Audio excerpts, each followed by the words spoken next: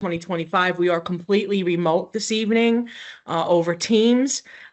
This meeting is being recorded as required by law. Therefore, if you are not happy about that and do not wish to be recorded, you need to leave the meeting. There's no exceptions and no question about that. So I've already started recording. My name is Patricia LaFour. I'm the Director of Human Rights for the City of Worcester and the staff liaison for this board. I'll take a brief roll call of the members present to make sure we have a quorum. Chair Guillermo Creamer Jr. Aye. Vice Chair Randy Feldman. Aye. Clerk Carrie Witherall. Here. Member Rob Bellotta. Here. Member Jacqueline Yang. Here. Member John Slavinskis. Member Anahit Marudian. Member Dr. Bernard Reese. Present. Member Drew Schneblin. I guess Drew's trying to get on, so we'll keep that open. But we do have enough for a quorum, so I will yield to the chair to run through the agenda. Okay. Guillermo, thank you. Awesome. Thank you all so much. And Pat, thanks again for being here so quick after your surgery. Really appreciate that. Thank you guys for bearing with me. Of course. I forgot to ask ahead of time if if my leadership would read the terms and stuff. Carrie, do you have that? If not, I'll pull it up myself.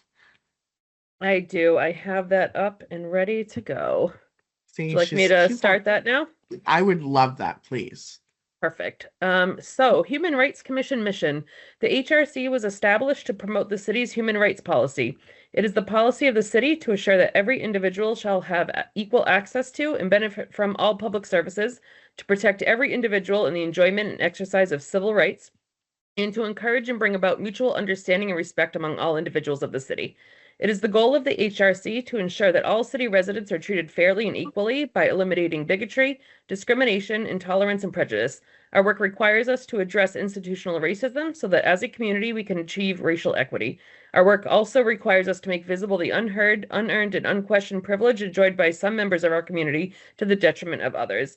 We take time to make this acknowledgement, to educate, so a path can be cleared for healing. Key terms. Institutional racism. The term institutional racism refers specifically to the ways in which institutional policies create different outcomes for different racial groups. The institutional policies may never mention any racial groups, but their effect is to create advantages for whites and oppression and disadvantage from people from groups classified as people of color. Racial equity. The term racial equity is the active state in which race does not determine one's livelihood or success. It is achieved through proactive work to address root causes of inequalities to improve outcomes for all individuals. That is, through the elimination or shifting of policies, practices, attitudes, and cultural messages that reinforce different outcomes by race or fail to eliminate them. In privilege. The term privilege describes the unearned social power in informal institutions of society to all members of a dominant group. For example, white privilege and male privilege. Privilege is usually invisible to those who have it because we are trained to not to see it, but nevertheless, it puts them at an advantage against those who do not have it. Thank you. I'm also going to do a land acknowledgement, which is something that we do at the beginning of our meetings. So we will continue the practice of acknowledging the traditional ancestral territory of the first peoples of Massachusetts on which land we are convening on tonight. The Nipmuc Nation is what is now Worcester County. While the Nipmuc history predates written history, records from the 1600s inform us that the original inhabitants of Worcester dwelled principally in 3 locations: Packagug, Tatsit, and Wigwam Hill. It is important to make this acknowledgement and to honor the ancestors that have come before us. Unfortunately, it is all too easy to live on this land without ever hearing the traditional names and the history of the people who first resided and prospered in these lands and continue to reside and prosper. So thank you all for being here this evening. I do want to open it up for public comment before we kind of start rolling with the agenda. If there are any members of the public that wish to be recognized, please raise your hand on the Teams icon, and Pat will acknowledge that you have raised your hand. So if anyone has anything. Okay. All right, we'll keep it moving. So can I get a motion to approve the minutes for last month, please? I make a Motion. motion that we approve minutes of last month. Can I get a second? Second. Pat, can you do a roll call, please? Sure. Second was Jacqueline. Yes. Thank you. So we have a motion to approve the minutes from the meeting last month, made by Dr. Reese, seconded by Jacqueline Yang. Take a roll call for that motion, please.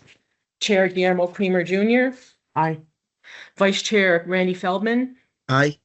Clerk Carrie Witherell, Aye.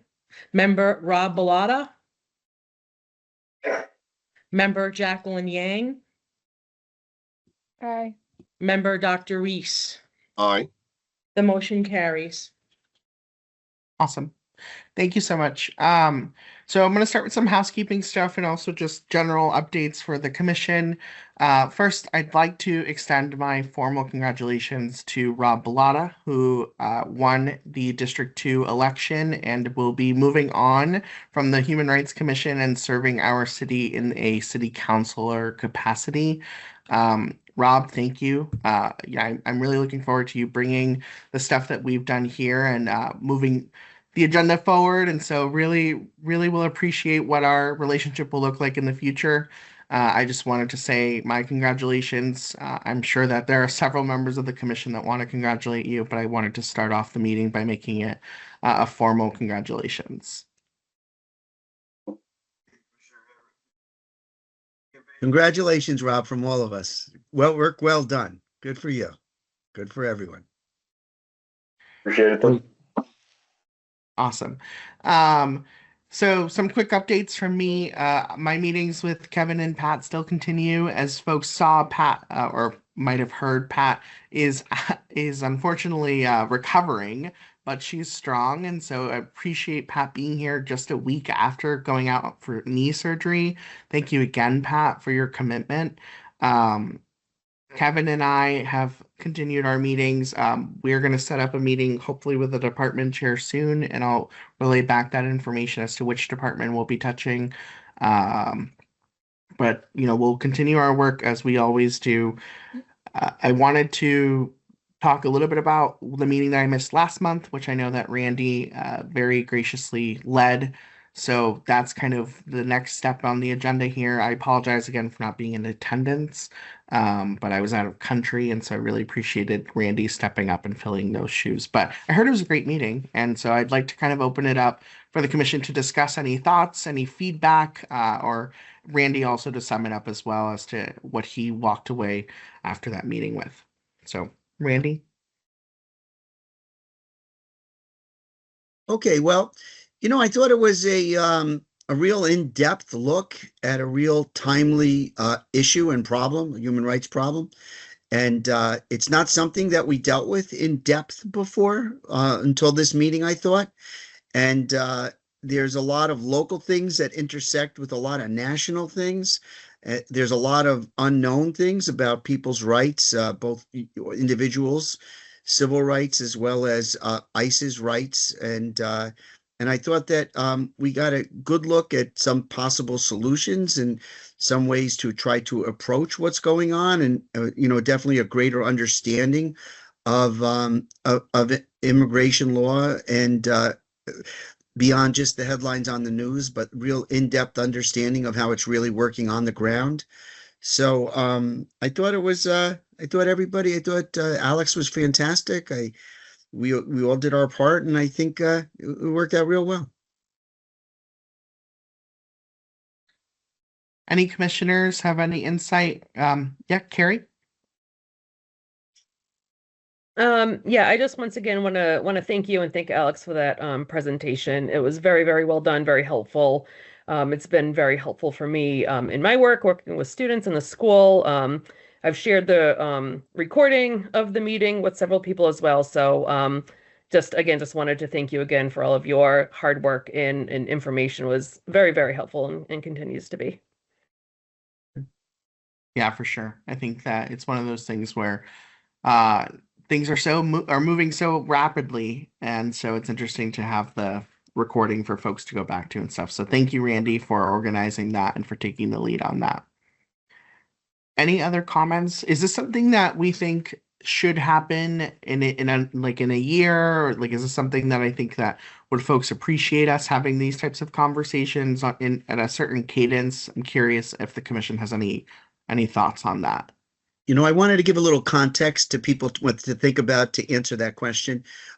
Alex and I are both for-profit lawyers. People pay us out of their own pocket.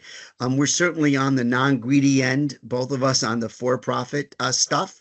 But we didn't invite nonprofit people, and I think that would be another thing we could follow up with. There's Legal Services of Central Massachusetts. There's Accentria that used to be called Lutheran Social Services. And they both speak Spanish, they speak Portuguese, and their orientation is a little different. And if we want to follow up with them at a future date, I think it'd be good to invite the nonprofit people that do the same thing that Alex and I do. Great. Thank you, Randy. So any commissioners' insight on wanting to do this again? Is there a certain cadence that we'd want to keep? I'm curious for commission thoughts. Yeah, I think we should do this again, definitely. Okay. Thought that was a lovely presentation, Randy. You did an awesome job. Thank you. Jackie was able to finally say, oh, this is what he does.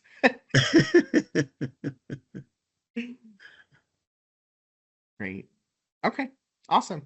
Well, hearing none hearing nothing else in a couple of months, what we could do is we can revisit the topic internally, Pat, Kevin, Randy, and I, maybe after the end of winter, and just kind of revisit it and see if this is something that we need to do again. Maybe it doesn't have to be a formal meeting, but also just kind of like going back to that town hall style stuff that we had discussed. But yes, Pat, you're on mute. What I was saying is also we can take the pulse on what's going on in the world, in our world in Worcester too, then in a couple months, and Sure. reconvene about it. Agreed. Yeah, no, for sure. Okay. I'm going to move us along. So next on our agenda is discussion about shelter housing, specifically the closure of the former RMV seasonal shelter. So that's something that I've really started to think about, particularly because the temperatures have lowered, and we have an unhoused population in our city. And I know that the RMV shelter had, I don't know if the number off the top of my head is like 60 or if it hovered over 50, but I think it was like 60. Someone can correct me if I'm wrong. My question at this point is, where are those 60 beds going to be now that the RMV is not an option? So I wanted to bring this topic to the commission for a couple of reasons. One, obviously, I don't think we can resolve this tonight, but can we make any suggestions to the city manager and his administration on what they should be doing, given the fact that the RMV seasonal shelter is no longer? So I wanted to open it up to commissioners here. Anyone had any thoughts or suggestions or comments? Rob? I don't know if I might have missed this in the previous council meeting, but I know it's a recent development.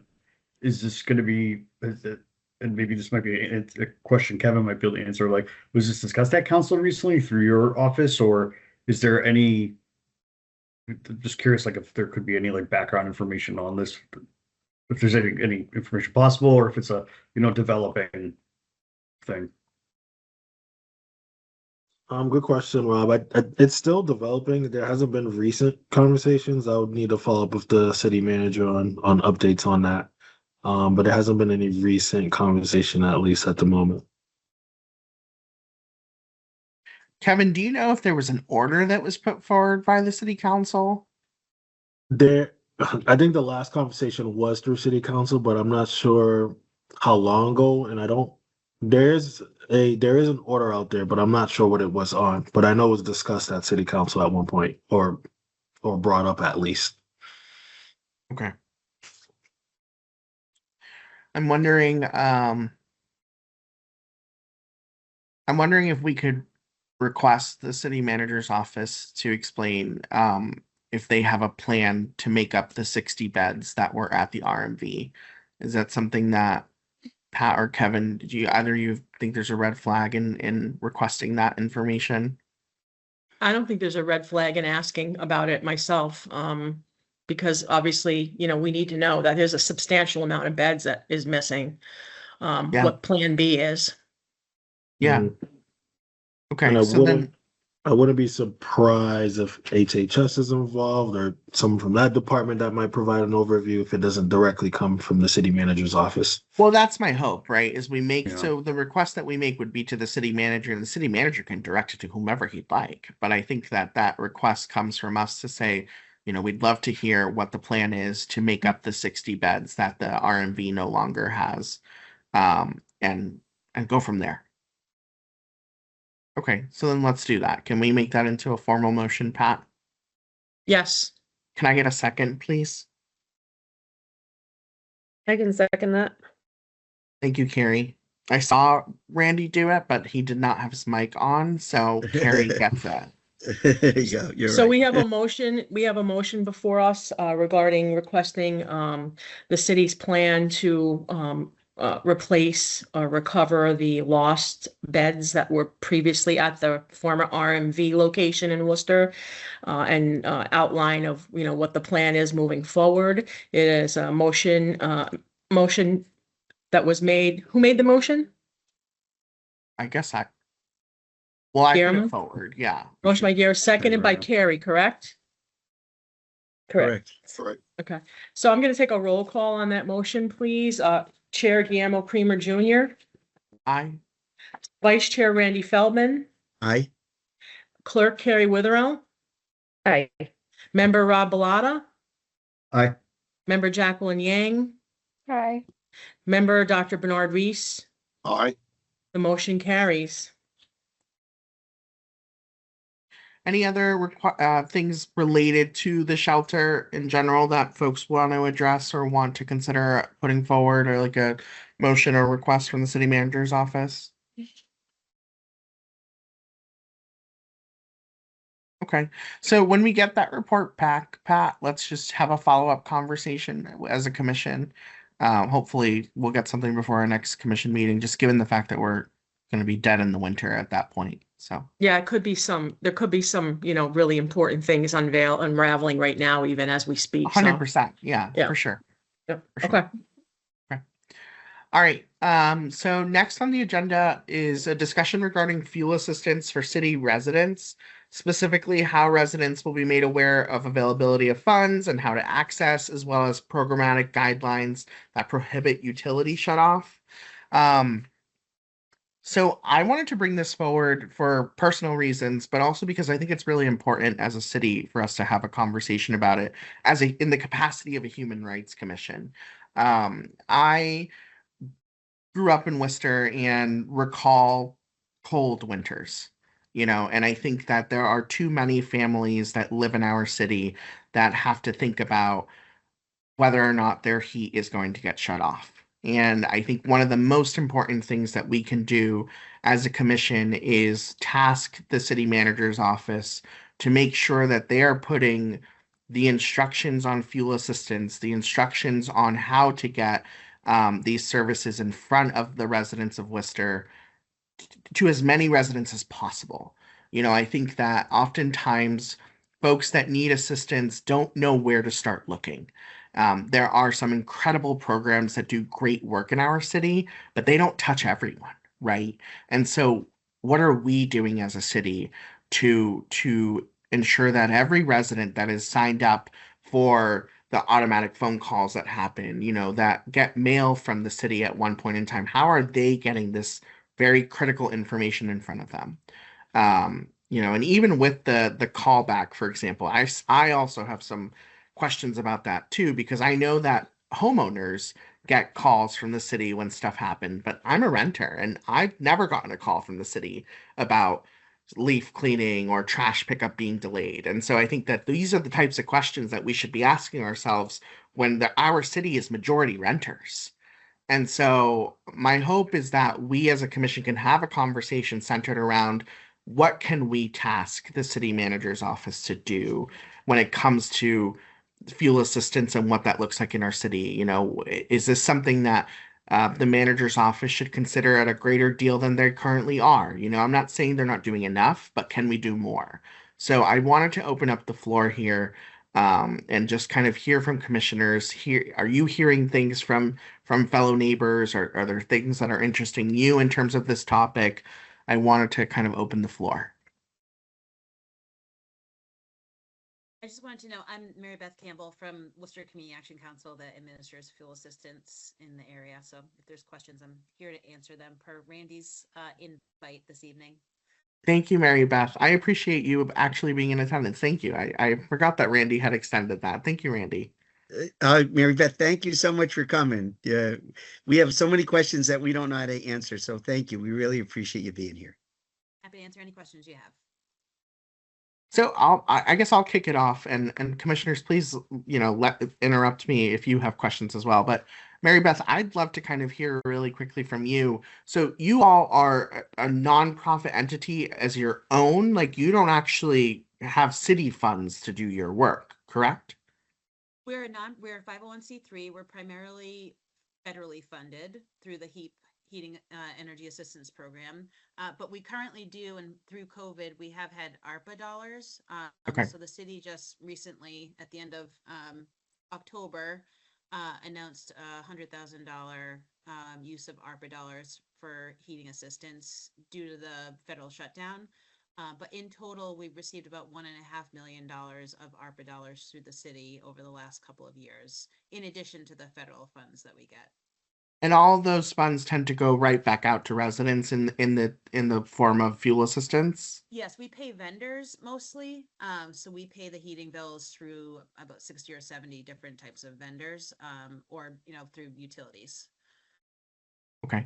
Has the city ever allowed you all to tap into resources like, for example, like their social media pages, their communications pages? Is that like an open line that exists? Yes. Yeah, we have a very good relationship. We've used social media. And then we have advertisements, not city related per se, but through on the WRTI buses. We occasionally do radio spots as well. We are not short of demand. I will say that, especially this season. We have about 11,000 applications in the door already. The season just opened 24 days ago, technically. We get about 16,000 applications a year predominantly from City of Worcester, but it also includes Southern Worcester County as well. And do you know what the demographics of that usually look like in terms of what the makeup of the folks that are applying is, or is it more socioeconomic based? It's an income eligible program. So everyone has to qualify by income and household size. We have, we're pretty reflective of our communities where we serve. We have a lot of seniors, of course, and a lot of, families with children. But it's been a minute since I've looked at our client demographics, but we're typically pretty representative of populations in the areas where we serve. Okay. Mary Beth, I had a question about who can sustain not paying a bill over the winter and still get either electricity or fuel, or who can't? Like, is it by certain people by age can do that, or is it everybody that is given a grace period during the dead of winter? How does that all work about those utilities turning off services? Yes, the universal moratorium typically goes into place every year from November 15th to May 15th. This year it went into effect a little earlier because of advocacy from agencies like ours and the 23 community action agencies across the state. We worked closely with the AG's office and the National Consumer Law Center with the utilities. And because of the shutdown, the utilities agreed to implement about 2 weeks earlier on November 1st, but typically it's November 15th. Outside of that timeline, if you're an individual with a documented medical condition, you have a child under the age of 12 months, or you're a senior over 65, you can avoid a shutoff. I see. So everyone's included for avoiding a shutoff during this period from November to May? Yes. Yep. Oh, that's great. Mary Beth, just to follow up, Rob, I saw you had a question, but let me piggyback off of this really quickly. Oh, you didn't? Okay. Mary Beth, quick question follow up here. is the universal shut off pause, is that for statewide or is that like the city of Worcester? That's the whole state through all the utilities. So the Department of Public Utilities approves that for all the utilities. So I recently spoke with, because I wanted to do my own research as well, and I recently spoke with I think it was Eversource specifically, and they told me something different. And so they said that it was only like it was not universal, it was just the 65 and over and those with medical conditions, and even that it was only people that would qualify in the income threshold. So is that not accurate information? You know what? I'm sorry. I should have qualified that it's income relative. So if you are on the discounted rate or what we call the R2 rate, that's where the universal implementation is. I should have qualified that. Yeah. Got it. Okay, so it's not just every single person technically. Correct. Yes. Okay, all right. So there still could be residents in our city that get Yes. their electric or heat turned off.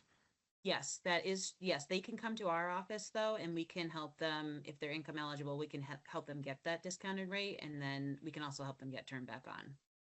So I get like my question, one of the focuses that I think often gets left out, right, is the population that's right above the threshold, Mm, right? yeah. That on paper, they don't meet those criterias anymore. But given the economy and just the way life is, they're still not making ends meet. What can we do for those individuals? You know, like, how do we stress the fact that like those individuals are struggling just as much, but they don't meet those criterias? What can be done? Yeah, there are not many resources. We do benefit from donated funds through some of the utilities and banks. So we actually more often use those funds for that exact situation. Typically, we're helping turn people back on either by putting a 10% payment down on their bill, or we try to negotiate something a little different with the utilities given our relationship with them. So donated funds is typically the resource that we use to help address some of those very specific situations. Aside from that, there aren't that many. There's no policy, there aren't regulations, and a lot of people do get shut off. Have you seen any policies that have been put forward in other major cities across the state or in different states where, you know, a state has kind of intervened and said, like, you know, we're declaring an emergency and are hoping that utilities follow suit? Well, that did happen during COVID, so there was a true universal moratorium. And there are some pieces of legislation, and including some things that the governor has filed recently around energy affordability that looks at both the Mass Save program and also tiered income strategies within utility bills. And so there's also eligibility parity if you have Mass Health as well, which typically, you know, you'd qualify for life anyway with Mass Health. But there aren't that many, there are not that many strategies currently in place, and none that I'm aware of relative to any particular city or town doing anything different. Interesting. Okay. Thank you. I wanted to ask about, oh, thanks. Sorry, Carrie, you want to go? Sure. I just had one quick question, just to confirm, because I think it's something some people may not know. You do qualify, you may qualify for fuel assistance even if your heat is included in your rent, correct? Correct. Yes. I wanted to ask, like in broad parameters, Mary Beth, like a family of four, like around when is it that you're qualified for fuel assistance and when are you not, or whatever number you want to use for whatever family size? Yeah, we typically use 60% of the state median income, and that's almost $100,000 for a family of four. Oh, so you can qualify up, getting near 100,000 for a family of four. You still qualify for. It's just shy of about $100,000 for a family of four. Uh-huh. And what about the federal funds this year? Are they like last year? Are they less, non-existent? How's that going? Well, the shutdown didn't help. So we're still in these parameters right now because the state has not received the federal contract yet. Although National Grid just put a notice out that LIHEAP funds were available, which doesn't really help us, but that's okay. So we expect that we're going to get our federal contract, or the state will get its federal contract, and the state will turn the contracts around to us within 48 hours. So I'm hopeful that we'll have that contract before Thanksgiving, or at least at the 11th hour before Thanksgiving, and then the state will turn that contract around to us by next week. So we'll have what would be typical annual benefits in place, I'm hopeful, by next week. Starting November 1st of this month, up until and through we get that contract, we've been doing emergency only assistance, and that was state funds that were contracted in the emergency, in the shutdown. So there was about $10 million of unspent client funds that were returned by the CAP agencies, and those got recontracted back to us. So we got about $1.2 million, and we've handled almost about 600 emergencies since November 1st, for no heat or having less than an eighth of tank of oil or less than 3 days of any other type of delivered fuel or being in a shutoff. So we've worked with about 600 households since November 1st using those funds. Once we get that federal contract, I don't know, the formula hasn't been worked out yet, but it's based on last year's federal budget. So I expect we'll have about $11 to $12 million in funding for this year. And The benefits are much lower this year than they have been in the years past, though. Really? Much lower. They're about 2/3 lower this year than they were last year, although we think they'll get bumped up by a couple $100 per eligibility. meaning that people don't get as much money for Correct. fuel or Yeah, so for at the moment, the highest benefit any one household can get is about $600. Per what? Per household. per the whole season? season. For the Oh. whole season, yep. And that barely covers a tank of oil. So, and if anyone used the emergency funds in this past few weeks, that is their benefit for the year. So if they had zero oil going into the season and we filled their tank, that they'll have exhausted their benefit. Now I do think the benefit's gonna get bumped a little bit, so that higher benefit may end up being more like $800 or $900, but last year it was $1,500. And what's that attributed to, that diminution of money? That's the federal government telling us how we can, in the state telling us how we can assign benefits. More the state or more the feds as far as less money? Well, let me say, how do I say this? We were level funded. If you look at FY 24-25 in this incoming fiscal year, it's about a little over $4 billion allocated for heating assistance across the country. That comes down to, I think, about $144 million for Massachusetts. I might be off by a little margin. But it's based on wanting to serve more people, and that's how the benefit is calculated that way with the state formula. Yeah, we don't have control as individual CAP agencies. And that 144, is that more or less than last year from It's the about feds? the same. It's about the same, yeah.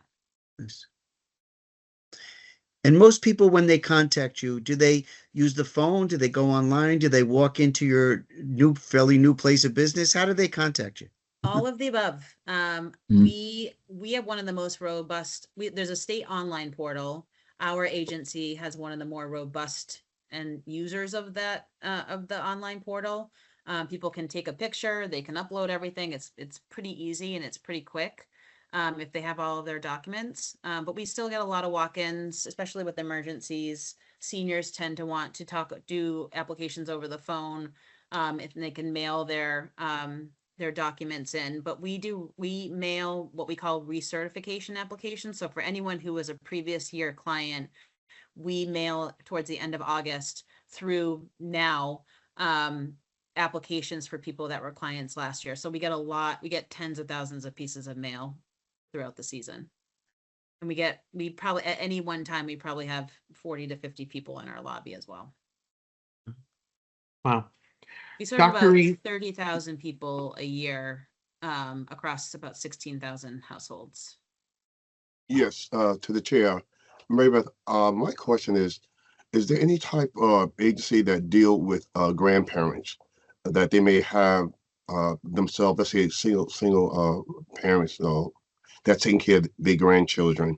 How do that apply to them with the threshold of $100,000, and then they taking care to to their grandchildren? Is there a alternative program for grandparents in the city that is like can like parallel the office that you are over?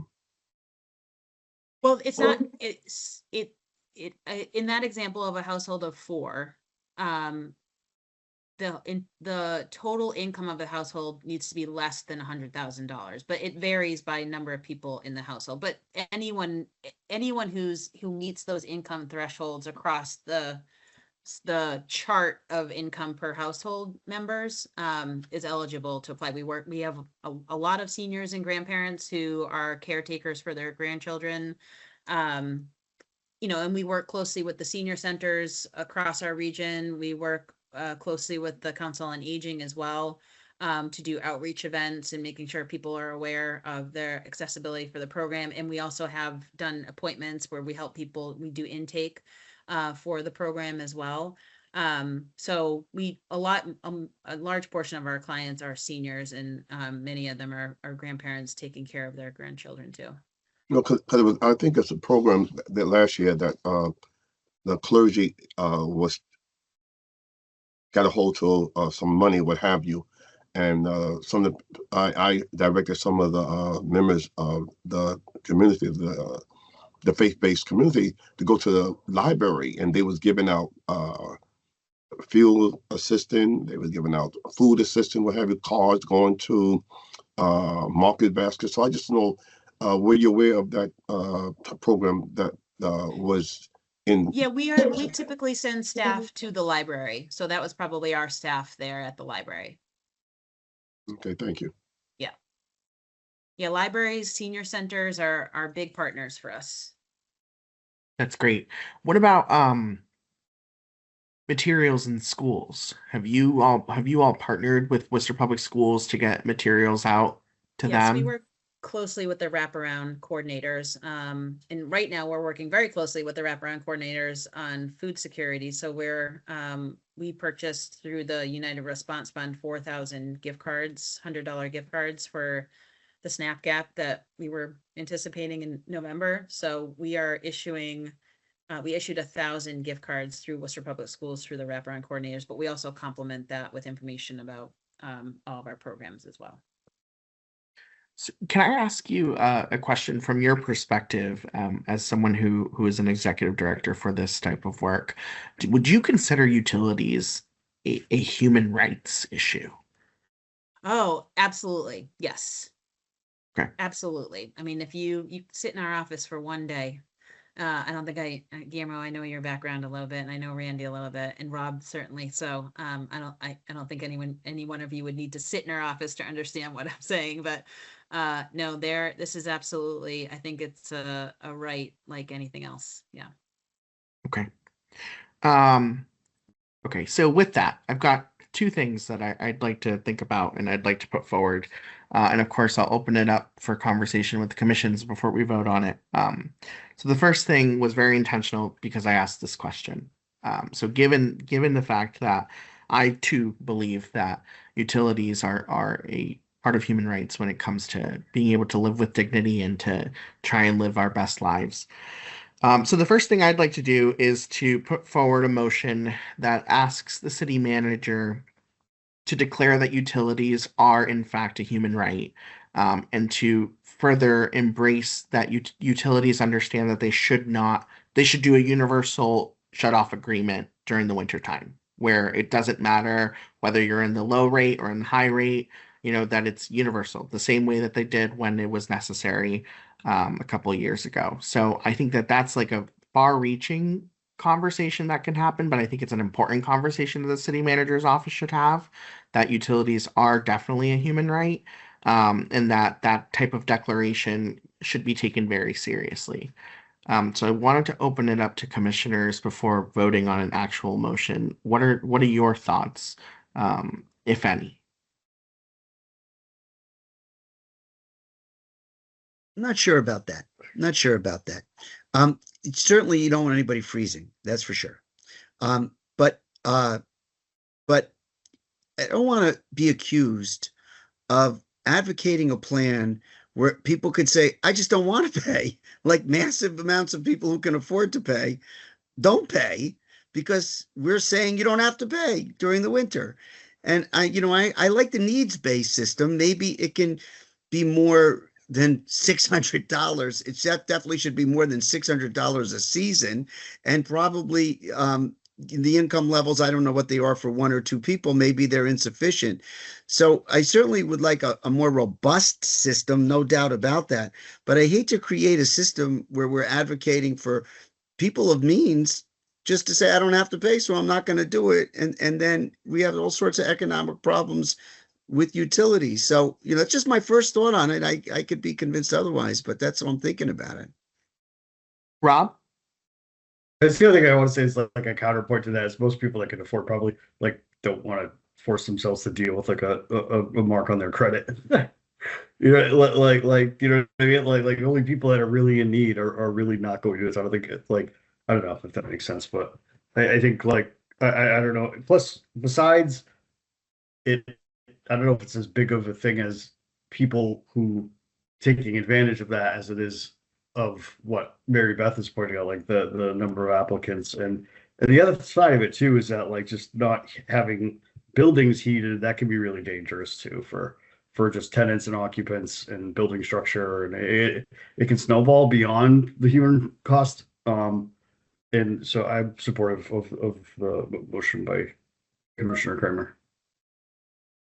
So I think I'm gonna, and please, commissioners, if you have anything else to add, please do.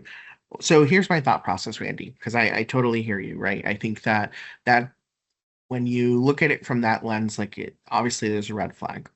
My perspective comes from, again, that percentage of folks that are right above the threshold. That some of them are so close to being able to get assistance but cannot. Some of them are too prideful to seek assistance and will not, right? Like, and I say this as someone who lived in a household with a father who was full of pride and did not understand or want to understand that there were resources out there to assist. Okay. When I talk about my experience of a cold winter, it's genuine in the sense of like, I recall us having our oven be our heat source and our fireplace be our heat source.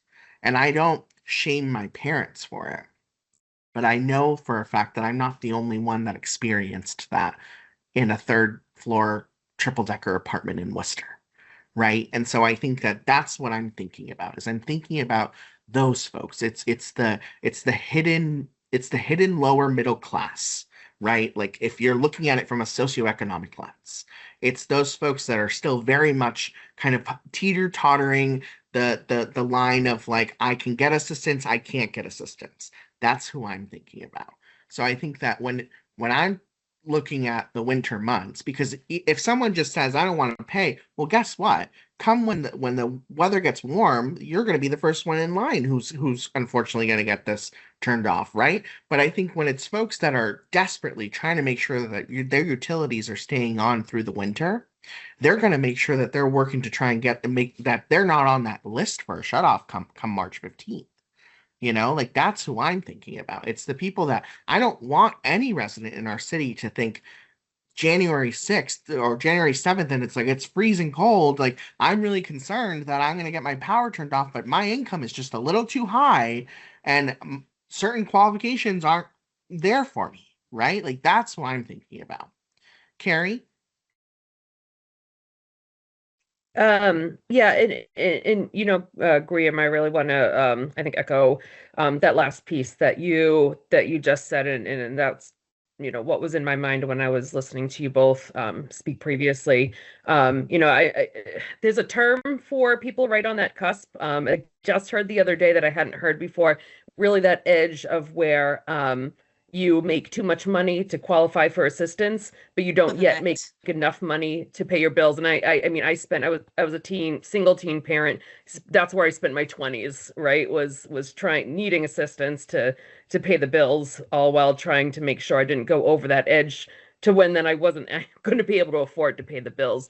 So I'm thinking of if there's a way to integrate some more specific language other than just kind of a blanket moratorium. Is there a way to instead see if there are ways that we can bridge those gaps or identify where those gaps are, whether it is people who clearly qualify but aren't going to be getting as much assistance this year as in past, while we can anticipate costs probably continue to go up because that's the direction that typically goes. And then also, those people who are on that line, who are not qualifying, but are still in need. So yeah, I guess it's more specific language about investigating those gaps and being strategic about addressing those specific gaps. Yeah, and that's the point of the conversation here, right? Like, I don't think that there is, like, I'm happy to tailor my request. Like, my request isn't final. It's more so like, can we come up with something that I think would develop a proper request here? Rob, I saw your hand up. Did you want to add anything else? Sorry, no. Okay. Guillermo, what about if we set a moratorium on ceasing utility assistance for all those people who can't afford it themselves? So that we just say, if you can't afford it, there should not be we should have a moratorium on them stopping it. And because the levels are, the minutia of the levels are a little hard for us to figure out in a broad-based motion like this. Sure. But for those people who can't afford utilities, there should be a moratorium on utilities ceasing to provide utility assistance. And I think just the phrase "for those who can't afford it" is probably as close as we can come to some sort of policy. That is the language that the utilities use around financial hardship. So you do need to, there's an income component, but it is related to demonstrating financial hardship. And I think that's where I push back on utility providers, because the problem is that things black and white are never perfect, right? Like, I think that what this neglects to include is life.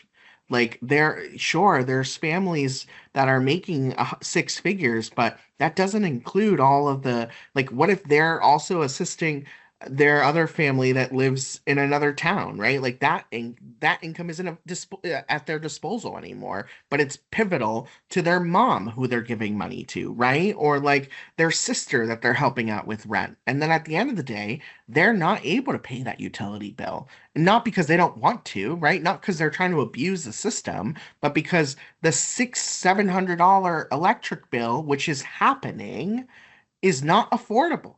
So many utility bills are becoming like a fourth of rent, and I think that that's the thing that's driving people to an edge. And it's those individuals that don't qualify for the certain rates.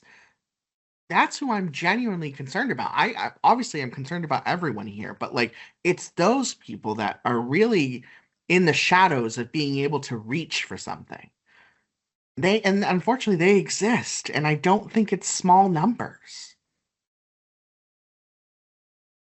What about another way of doing it? What if we were to say that we consider heat and utilities, electricity, a human right, period, without calling for any moratorium? And just see what the city manager's office can do with that, and then they can start having conversations.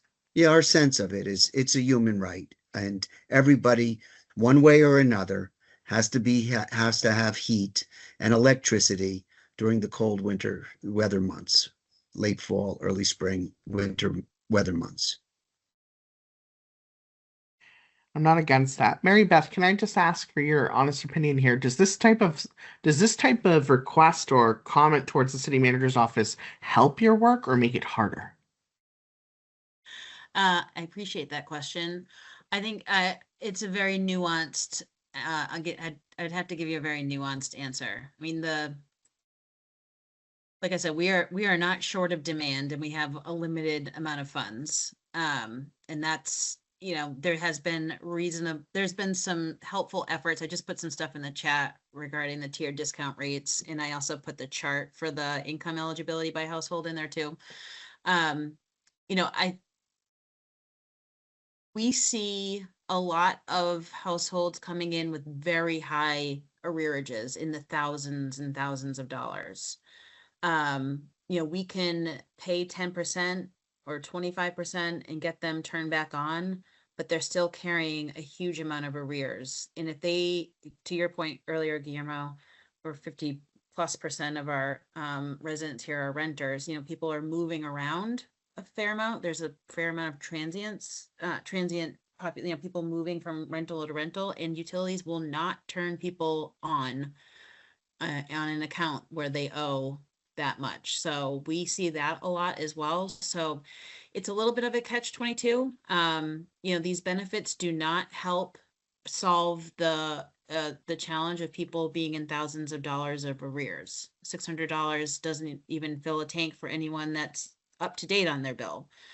And with the utilities, I think, their National Grid, I would say, is often more fair than their counterpart, Eversource, in how they work with clients and how they work with us. We have a very good relationship with them, so we can navigate that a little bit.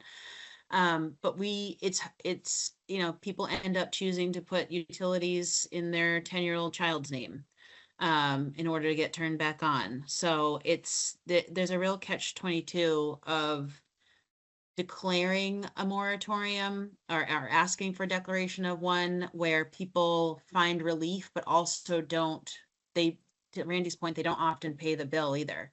They're not paying a little bit every month. We see that more than not, and more recently we're seeing it more often. So that it's just compounding and compounding and compounding. And then they're walking in our office. We've just helped a woman with a $10,000 bill. Now, Raft, and Dr. Reese, I should have mentioned this when you asked the similar question. Raft is another way to help with utilities. When we can help pay up to $7,000 for that. So we're able to use Raft for people that qualify for utilities, and we can pay down a lot of that arrearage, but there's more people than there is Raft money that have those large arrearage bills. So it's, yes, it's helpful to get word out. Yes, it's helpful and I agree, it is a human right to be warm and have clean water and be able to have hot water. But people make choices, particularly now with the cost of food. They're choosing food over their rent and utilities. And those bills just compound and compound, and then at some point it becomes insurmountable. And if renters go to move somewhere, they won't get turned back on. Yeah. Thank you. Thank you for that hard. perspective. Carrie, did you? Yes, I just had one more quick question for Mary Beth. Is the income formula just a straight income formula, or is it a formula that takes into account how much someone is paying for rent, and other expenses, childcare, that sort of thing? Yes, it takes into account all of those pieces. I couldn't tell you, I've never myself done the formula. It's all automated in our platform, but it takes into account, if they have investment income, if they have Social Security, income and rental housing expenses, et cetera. Yeah. All right. So Randy, I like what you said, because I think that what it does is it sparks a conversation. And I think that it and the city manager's office and his team can really decide where that goes, right? Like my immediate thought is it goes to public health, right? Like, and public health looks at that with that lens, but also he might say, well, where do we have a surplus? How can we figure this out? How many shut-off notices exist in the city of Worcester? I think that those all things that spark outside of this type of request, right? Instead of asking for all of those things, I hope. And Kevin, I know, will do a good job in advocating for, I think, everything that is mentioned. So I'm okay with doing that. I'm okay with putting forward a motion that has the commission suggest to the city manager that he recognize what we recognize, which is that utilities are a human right. Are commissioners comfortable with that? I'm seeing a lot of nods. Okay. All right. So Pat, that's my motion. Can I have a second? Can I get a second? Second, Okay. let So Jackie we- get it. So we have a motion made by the chair asking the city manager to declare utilities as a human right, seconded by the vice chair. A roll call of members present, please. Chair Guillermo Creamer Jr., Aye. Vice Chair Randy Feldman, Aye. Clerk Terry Witherell, Hi. Member Rob Bellotta, Aye. Member Jacqueline Yang, Aye. Member Dr. Reese. Aye. Thank you. The motion carries. Thank you. And then a quick secondary request, Pat, that I'd like to put forward, and I'll need a second for, is I would like to see what the city manager's plan is to get fuel assistance information in front of city residents. So be it, their social media plan, if they're just relying on groups like Mary Beth's, like I'd like to kind of know what he's using in terms of the resources that are at our disposal. Were you looking for us to just do that informally via the office We process? can, yeah. We Okay, don't have to okay. do a formal request. So if you Okay. if you and Kevin want to actually get that information and Sure. and bring it back to me and Randy in a meeting, and then Mhm. I can share it with the commissioners, that'd be great. No Yeah, problem. Mary Beth, one of the great things you said about, first of all, everybody knows WCAC does this every year. So there's that institutional memory that helps a lot. So people know where to go and that it exists. But using the schools, I didn't know that you use the schools so much to let everybody know the wide panoply of services that you can offer. It Yes. sounds like that's a great way to have outreach as well. Yeah, they've been a great partner, especially we do trainings at the beginning of every season with the wraparound coordinators, including with our resiliency center, which also does, we have our monthly community clinics that has, 40 to 60 different agencies from around the region. We have one coming up on Monday next week. Actually, it's the first Monday of every month. And it's, one-stop shop for residents in the city of Worcester. We also do it in Southbridge as well. But they're not just getting information, they're getting actual services executed there too. So that's been a good resource. The city is always represented at a table there as well. The city's represented on our board, and the public schools have been a great partner. And we do a lot of training with their wraparound coordinators. Great. Okay. Thanks for Anything having else? me.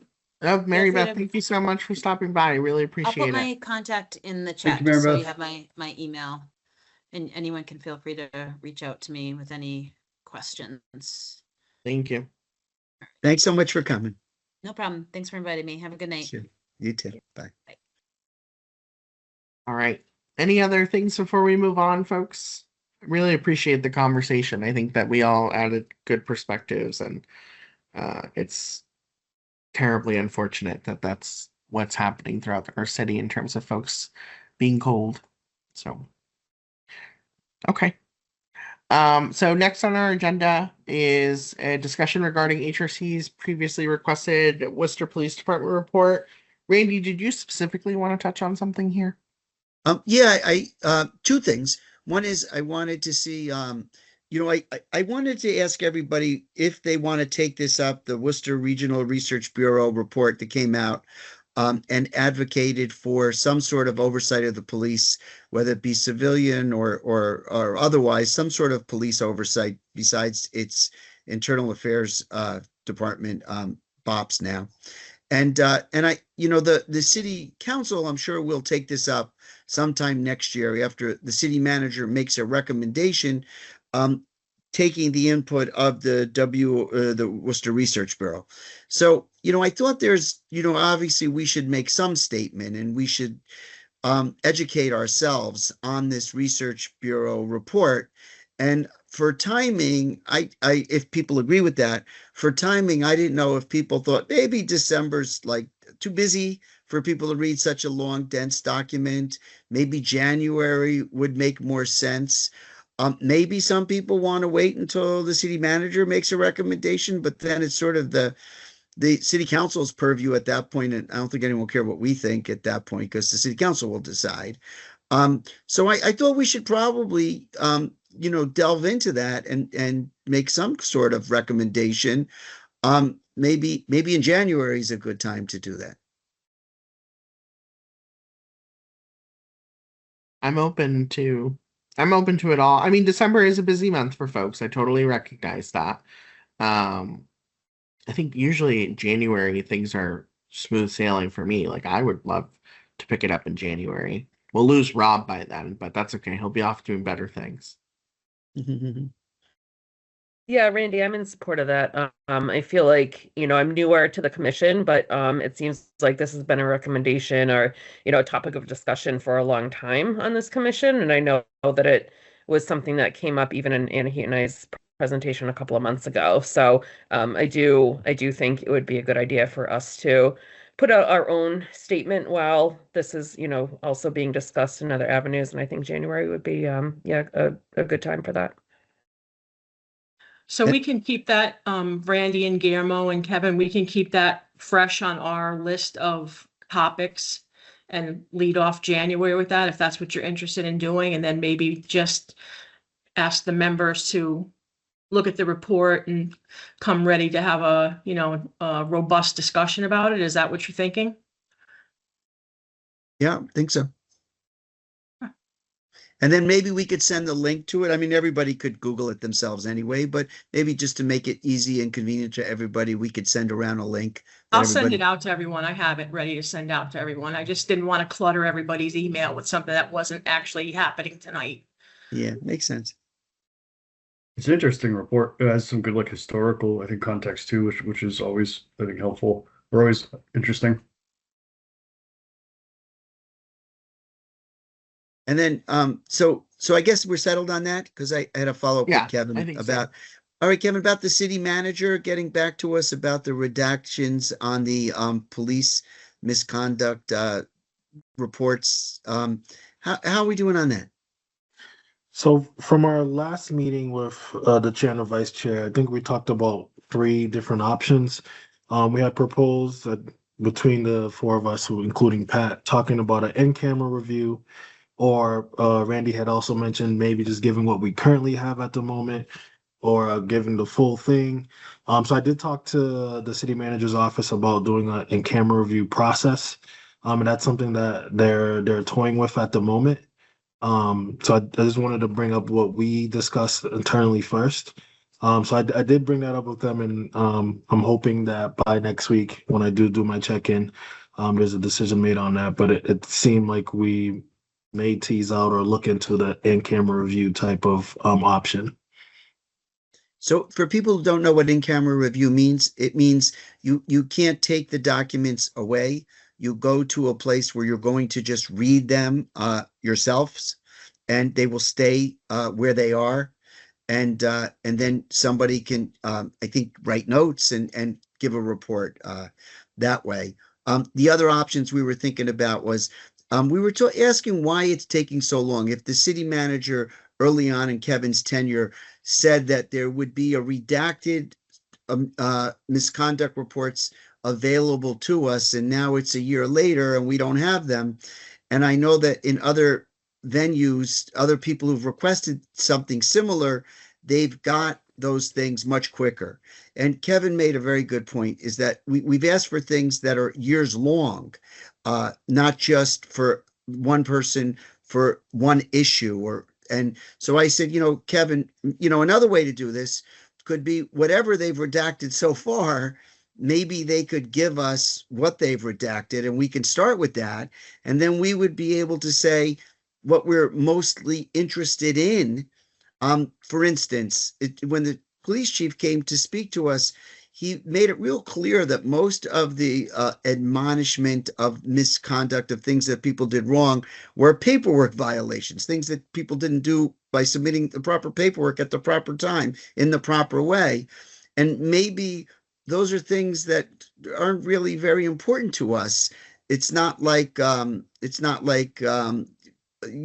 excessive use of force or the dog policy or any of another myriad things that are more serious than internal police paperwork requirements that weren't done properly. So another way that I suggested to Kevin is maybe we just take what they give us so far, and maybe that will be combined with in camera or not. But that's, I guess, the debate that we're all talking about now.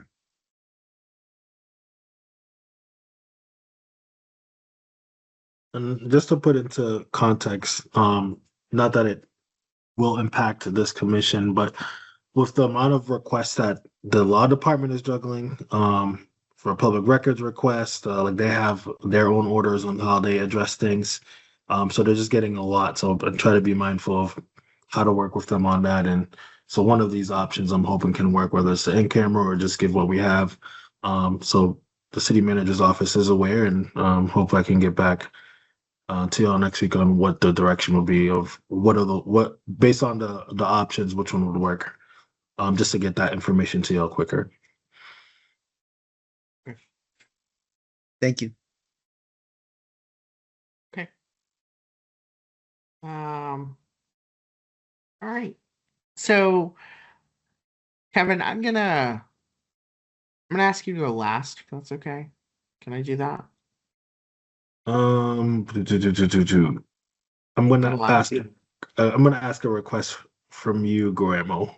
Sure. I'm wondering if, and if it's not, I can go last. I'm wondering if I can present at the next meeting, because I did have a PowerPoint. It's not really a 5-minute overview. Sure. Then let's do that, because I Okay. don't want to keep our guest speaker waiting. I agree. Okay, so so do I need to do a formal move, or can I No, we call can it? just we're gonna hold over the chief equity officer's report to the next meeting. Great. And I'd love it in your best holiday attire, Kevin. All right. Okay. Sorry, commissioners. Thank you. I appreciate that. I am gonna pivot over to our guest speaker, who has been patiently waiting, and I really appreciate you doing that. So I think it's Ian, and I'm not gonna be able to pronounce the name correctly. Is it Gendrew? I'm not saying that right. Do we still have Ian? Sorry, I'm here. Of course, just as you announced me, I moved something and all my screens died. That's okay. My name's Ian Gendreau. I'm from the There we go. Massachusetts Gendreau. Housing- That's a lot Yeah. nicer. Yeah. Don't worry though, the number of times in my life I've been called Ian Gendreau is impressive. So I do have a PowerPoint, and now I can't get to it. If you just give me a second. No worries.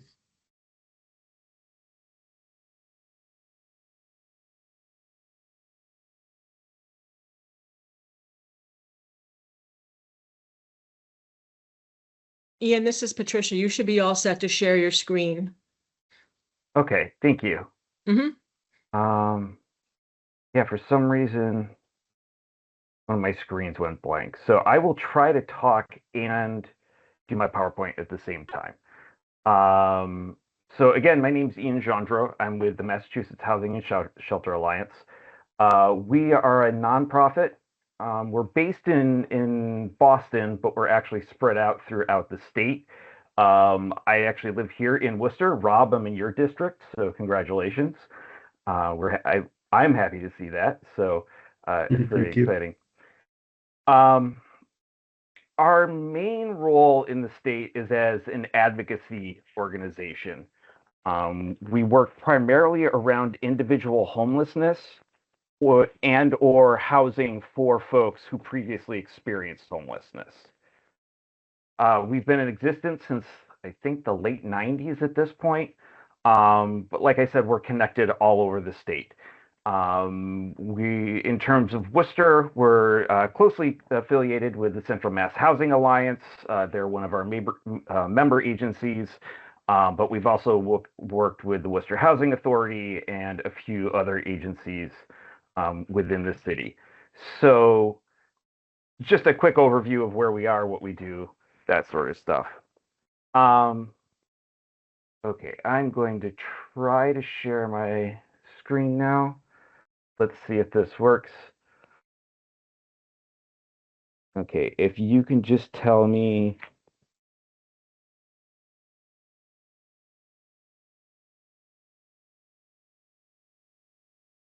I apologize. I was all set and ready to go.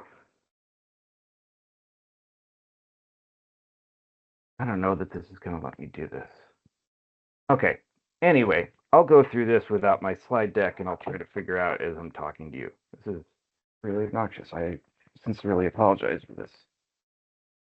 Also, I just want to say thank you to Pat for being flexible and rescheduling my presentation to you.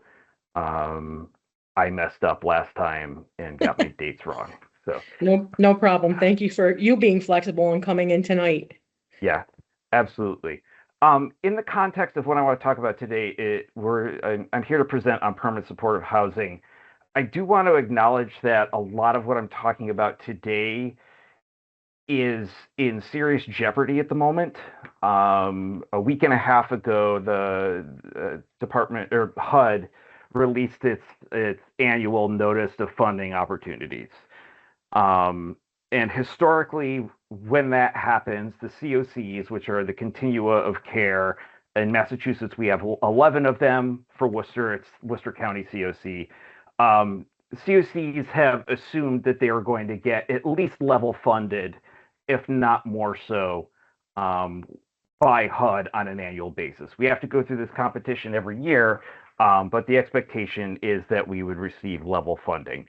For some, well, I guess it's not surprising at all, but this year things are a little bit different, and I'm going to get into it a bit more at the end of this.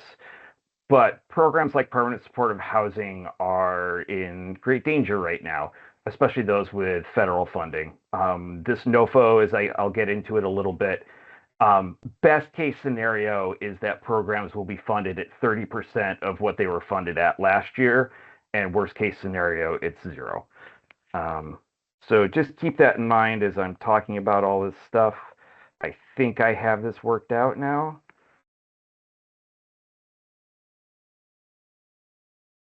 So please tell me if you can or can't see this.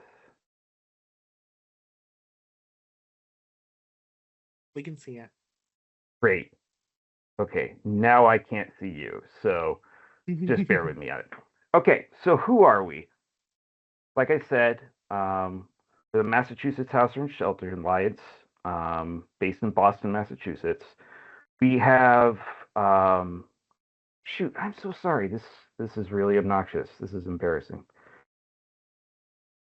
Okay, and we refer to ourselves as Mahasa. It's easier for us.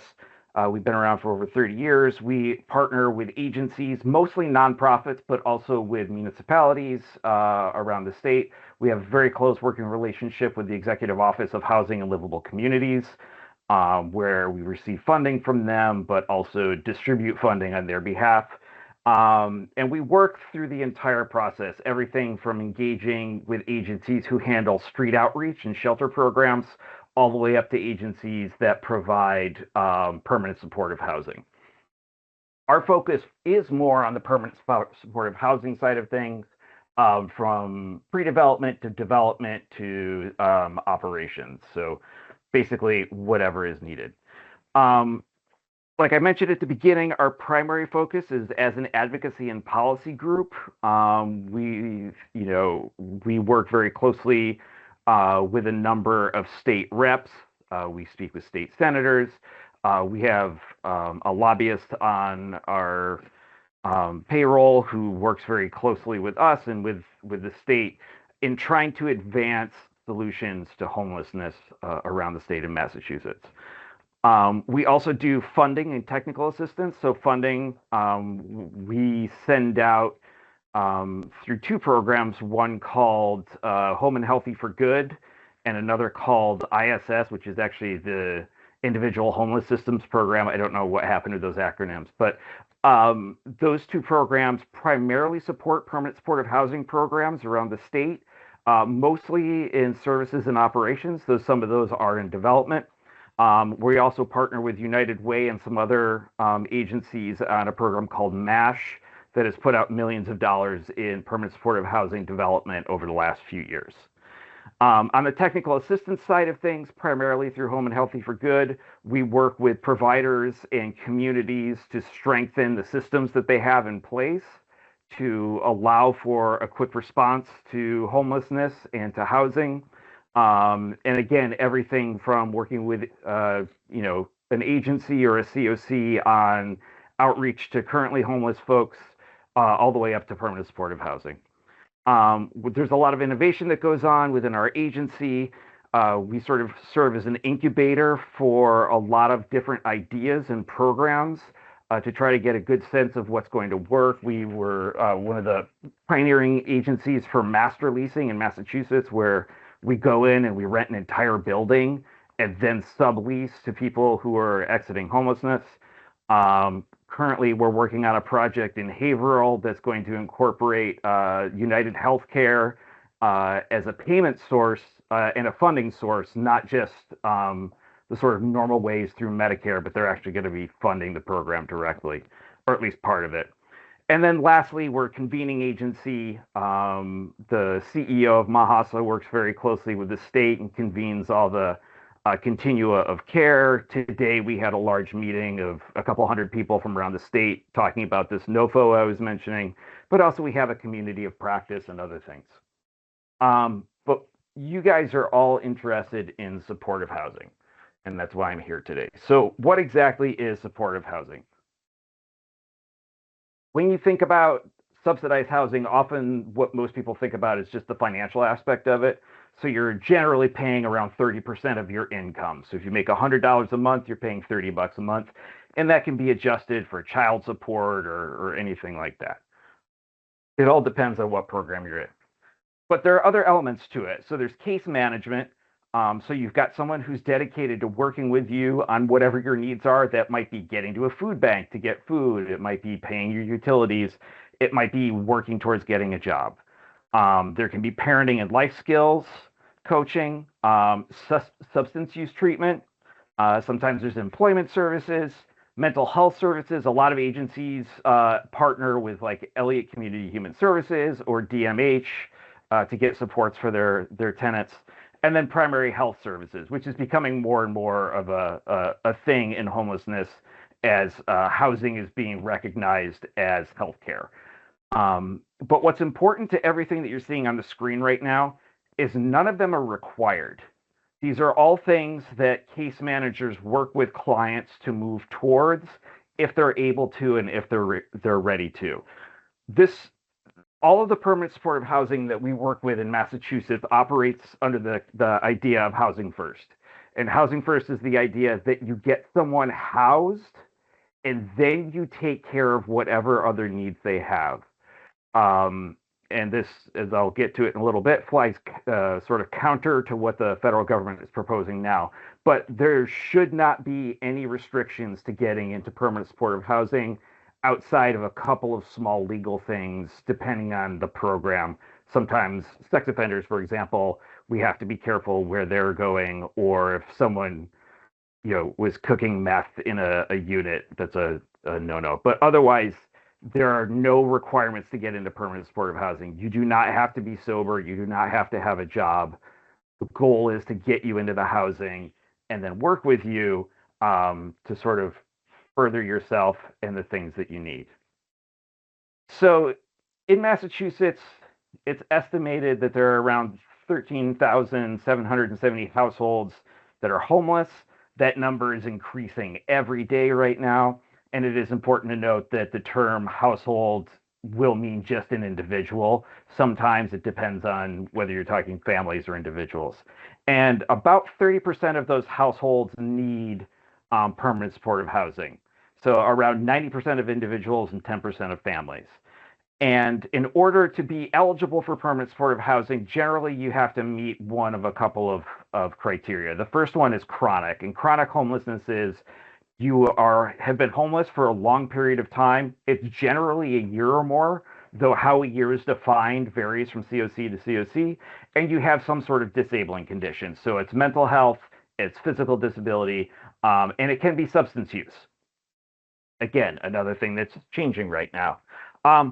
Or your high acuity, which is just somebody who has this disabling condition and has many episodes of homelessness, though they may not be homeless for 1 year consecutively. And so, like I said, permanent supportive housing is funding through capital and sort of construction, operating costs, and also services. And again, the operations and services are always paired together. So what does that mean in Massachusetts? Well, in Massachusetts, through two programs that we're very closely working with, our two programs alone are helping over 2,000 people who are in permanent supportive housing, with 25 or more service providers throughout the state. And the beauty that we see in the data of permanent supportive housing is 85% of tenants stay stable in their homes for more than a year. So that's actually a really, really good percentage, and much higher than other approaches that governments have tried over the past. And also, there's a savings of over $5,000 per person in healthcare. One of the major things that you see with folks who need permanent supportive housing is they are constantly in emergency rooms, or the ambulance is coming to get them, things like this. And by getting someone into a safe space where they can stay, they are no longer relying on the healthcare system to take care of them.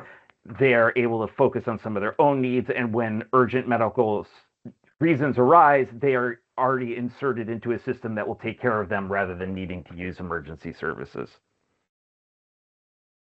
So what does permanent supportive housing do? It benefits everyone. We see shelter numbers drop when people are engaged in permanent supportive housing. Hospitals, like I said, can devote emergency care to those who are in truly emergency situations. And police can devote more time to community safety. Again, people are in a place where they can work on getting better for whatever their need is, rather than being out in public and being harassed by whomever is going by. And there are just a couple of examples that I have here of sort of new approaches to permanent supportive housing. I can't remember what street it's on, but this modular construction is a new concept. It's basically huge Lego blocks that are put into place for a building.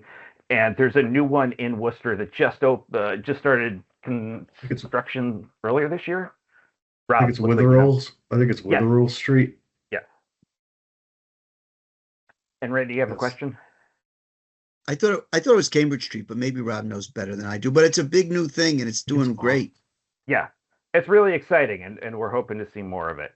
But again, in a small sort of footprint, we're able to put 16 units in there. They're small studio apartments, but one of the things that we encounter the most is the most important thing for someone who is experiencing homelessness to exit into is a room with their own bathroom. That is the key thing. If they have their own bathroom, they're just going to be a lot happier. I get it. Sharing bathrooms can be difficult, especially if it's with 20 other people. And then we've got a program that we actually directly oversee, that we master lease the Chelsea Commons, which is a former YMCA in Chelsea, where we now have 58 SROs in studio apartments. And we partner with Bay Cove Human Services, who do the supportive services there. So this is our largest single site program that we've been working with. We are in the process of sort of exiting this part of the work. We've done our incubation in the master leasing, and it's time to hand it off. But right now, that's what the program is. How has that one been with that amount of units, with the 58? I'm only asking because sometimes, neighborhoods or communities hear a large number and they get, we're concerned. Yeah, it actually opened before I joined Mahasa, but my understanding was it was a lot of conversation with the Chelsea City Council, but it was also helpful that it was renovation of an existing structure rather than a new structure. And it's a YMCA that had previously functioned as an SRO building, and then they just converted it into permanent supportive housing. But yes, the whole NIMBY thing, every community you go into, regardless of how progressive we like to think we are, that comes up. Just a quote from somebody that is housed in permanent supportive housing, that this is the best living situation I've ever had. This is where I'm healing. I wake up in a safe environment. I know there are people in the building who will keep me safe no matter what. It is, from a data perspective, it is the most effective way to house somebody, keep them safe, and keep them healthy. from a financial standpoint, is the best way to house somebody and keep someone healthy. I'm stressing all of this because of the next slides that are coming up. So right now we've got this federal threat. A week and a half ago, right after the government reopened, HUD issued its annual NOFO, and the expectations and the requirements in the NOFO are shocking. So like I said, most CO, when you look at the entire state, around 90% of the funds that come from HUD are used for permanent supportive housing. That number is required by HUD to drop to 30%. So each and every COC will not be able to put forward more than 30% of its funding towards permanent supportive housing. So not only does that mean that there will be no new permanent supportive housing, it also means that 60% of the people who are, or 70% of the people who are currently in permanent supportive housing are going to lose their permanent supportive housing. They are switching to short-term programs like transitional housing, where someone has a maximum of around 24 months to get in, stabilize. There are lots of there is lots of language about working and the need to get a job in order to be successful. There really is a pushback against supporting people in this. They are also changing what it means to have a disability. In the past, substance use was always considered a disability. It is no longer considered a disability by HUD. Physical disability is cut and dry. Mental health can be fuzzy depending on what definition they're using. And of course, we don't have full definitions of everything yet. The scary thing is also the language in the NOFO makes it difficult for states like Massachusetts to even apply for everything that's available right now. There is language that's very explicit around previously using policies around DEI, policies around sex being defined in anything other than a binary, and any program that prioritized anyone over anyone else based on race. This is, on the surface, it makes sense, but when you dig into it, it really is this idea that, white people should be elevated in a way. So it's a little disturbing. And because it's looking at how we did things in the past, there's a very good chance that a lot of these programs will not receive funding going forward. We don't know how bad that's going to be. It might be that they level fund us. It might be that they cut all of our money. We won't know. But it's really difficult to know that we're going to get dinged on, supporting DEI for the last 5 years when it was a requirement of HUD, and now it's not a requirement, but they can use the fact that we did it before against us. So, and per the last note there, it would undo of 25 years of bipartisan support. So nationally, there's $3.6 billion at risk here, and over 170,000 people are at risk of losing their housing. In Massachusetts, we receive a total of 136 million in HUD COC funding. 91 million of those funds primarily pay for supportive housing, rent, and services. And there are more than 3,800 households, people with disabilities who previously experienced homelessness, that are in housing right now that are at risk of losing that.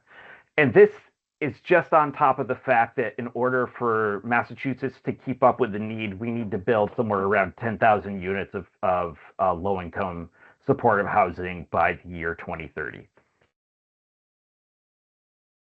And this just gives you a sense of how many COC-funded units there are across the state. So in Worcester County, there are 445 units of PSH that are funded by COC dollars from HUD.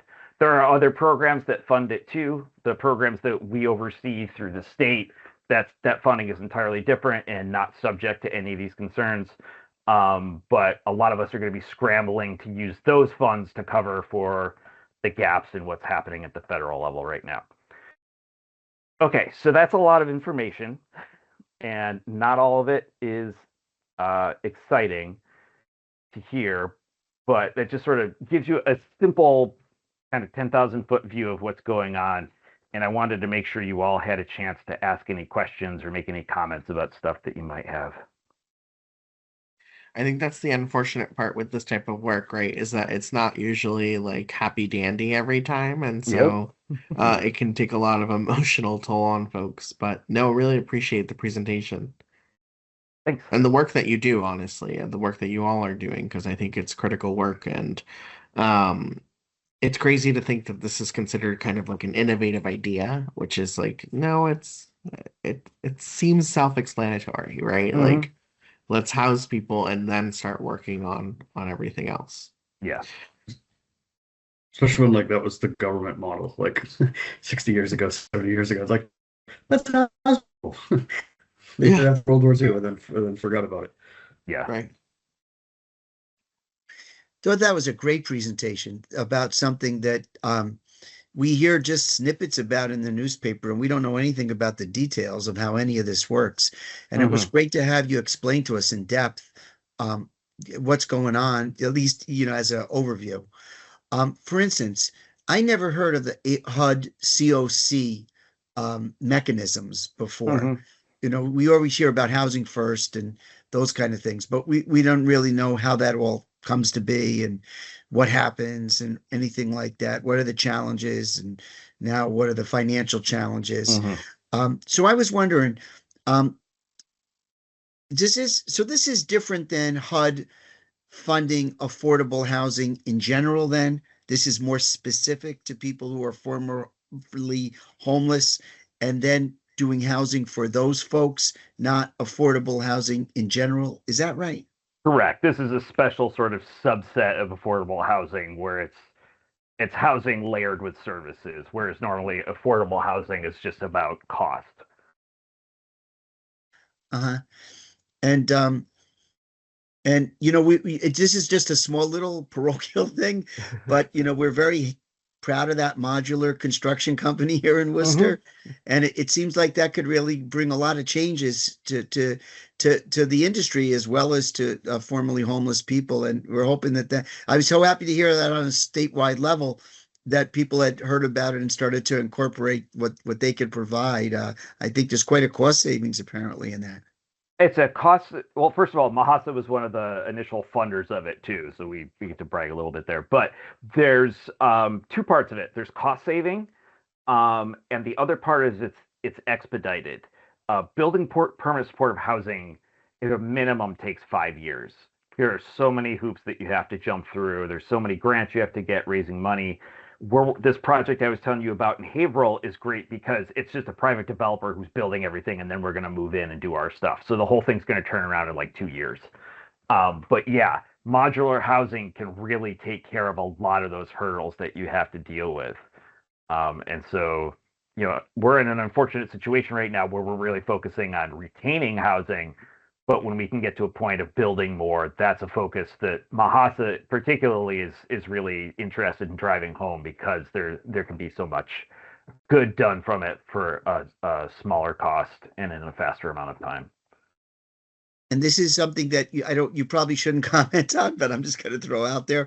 I'm hoping that if drug addiction is no longer held to be a disability, there might be other mental illnesses that are associated with that, so that there is another way to get that same kind of work done. Yeah, comorbidity is very much a thing in this field, and it's rare that you find somebody who just has one sort of disability. That being said, it's still super restrictive, and so people are going to be working really hard to figure out how to classify someone in a way where they will be eligible for these resources. But it's also this field is full of people who really care and do a lot of work. And so there'll be a lot of folks trying to figure out the best solution for people who are either in housing and at risk of losing it or currently homeless.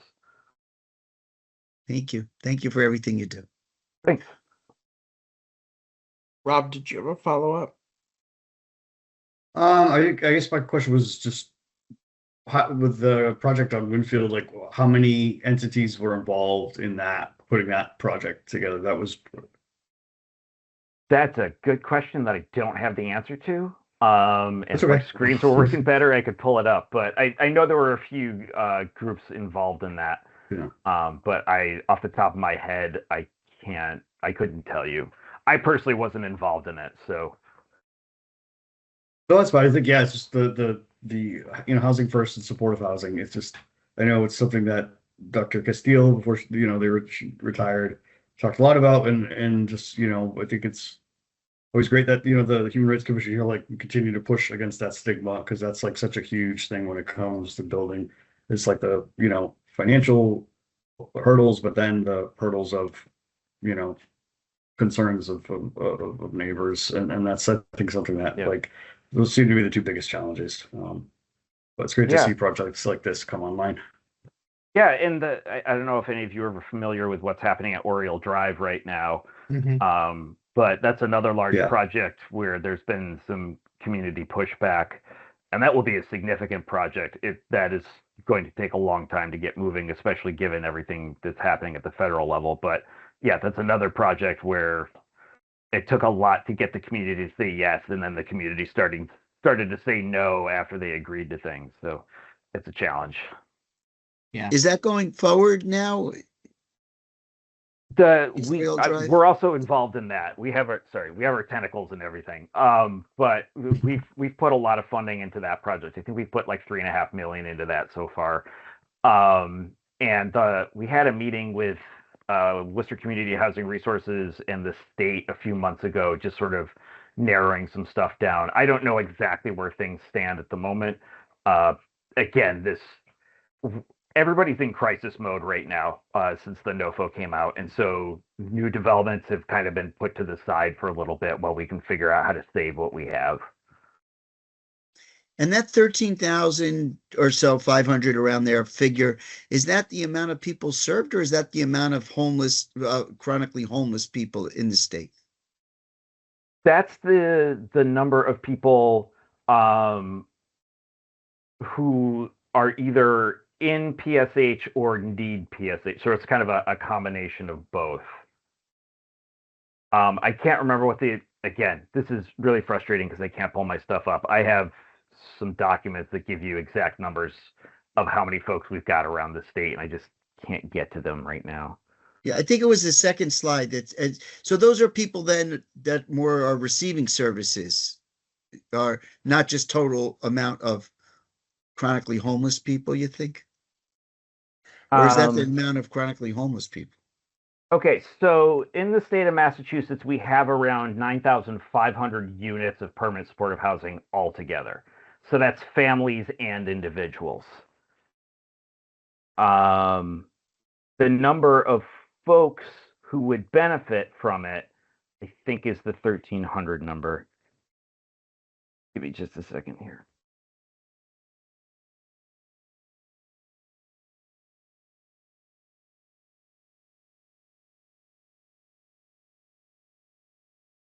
It's not going to let me scroll back. Sorry.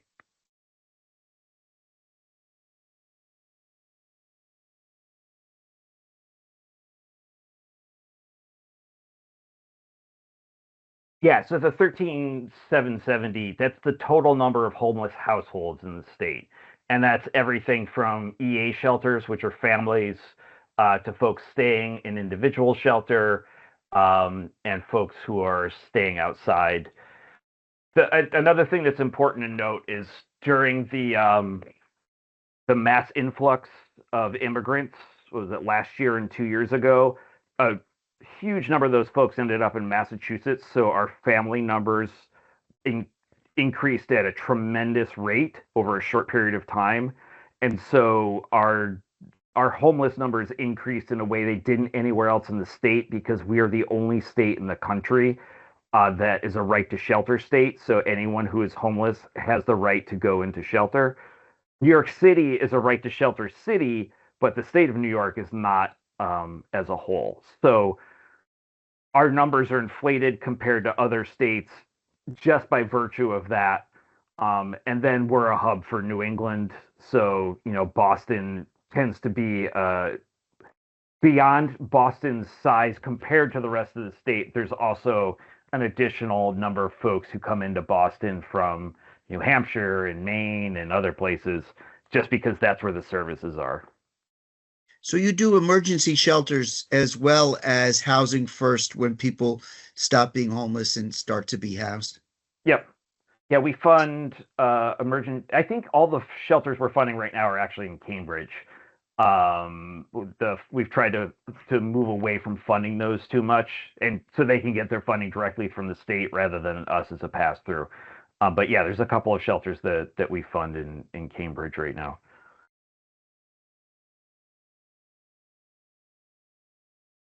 And I saw the comment earlier about what's happening with the RMV closing and those winter overflow beds. I know there was an RFP that went out from the state, and the county of Worcester received 40 year-round beds, but I don't know where those are. I don't know if they're in Worcester. I don't know if they're in North or South County. And that doesn't, obviously it's not the same number as the number of beds you lost. Right.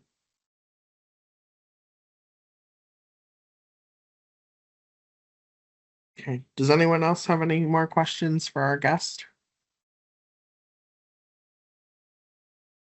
It's just one, sorry. I don't seem to have the file for this presentation. Do we have that, Guillermo? Or no, could I ask Ian, you? would you mind sending that to Pat?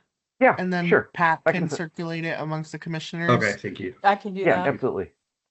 And then Pat, if you could also just share it with the city manager's office. I'm not going to put in a formal request, but if you could just send it up to his office and he can send it to where he see fit.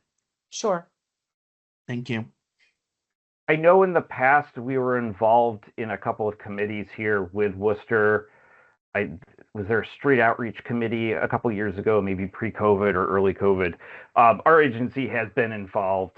Dr. Castile, I worked with a couple of times on things. So similar presentations have made their way around different parts of Worcester city government over the years. But I'm happy to share this one out with you, Guillermo. Great. Thank you. Awesome. Well, thanks again, Ian, for taking the time. I really appreciate it. We really appreciate it. And thanks for rescheduling the last one. I know that there was a misunderstanding there. So I really appreciate your time. Oh, absolutely. Thanks for having me. Thanks for bearing with me with my technical problems here. And feel free to reach out with any questions you might have. Of course. Yeah. Great. Thanks, Have a good night. everyone. Thank you. Thank you, Ian. All right. Well, thank you all so much for sticking through. So given the fact that we've pushed the Chief Equity Officer's report to the next month, we actually have concluded the agenda. So just a quick update. I asked the Chief Equity Officer to give us an update because he's actually been on the job for a little over a year now. So that's an accomplishment. And I want to make sure that we hear kind of from him, his perspective on how are things going. A year's a long time, right? So like what kind of support could he still receive from us as a commission and stuff? So I wanted to have that presentation from him. And so I think next month it'll be good to have him give something in good detail. So anything to touch on before I motion to adjourn from folks? No? Okay. Well, have a lovely Thanksgiving. And stay warm, and I'd like to call for a motion to adjourn. Can I get a second? Second. Thank you, Jackie. Pat, can I get a roll call, please? Sure. So we have a motion to adjourn at 7:46 p.m. Chair Guillermo Creamer Jr., Aye. Vice Chair Randy Feldman, No, I just want to see if people paying attention. Clerk Carrie Witherell, Aye. Member Rob Bellata, Aye. Member Dr. Bernard Reese, Aye. Member Jacqueline Yang. Aye. Okay. We are adjourned, everyone. Have a good Thanks, holiday. everyone. Have a good Have a night. happy Thank you so holiday. much. Enjoy Take your care. Holiday, Yeah. everyone. Have a great Bye. holiday, Feel everyone. better. Happy Be holidays, blessed. everybody. And love See you. yourself Bye-bye. and let the world watch. Peace out.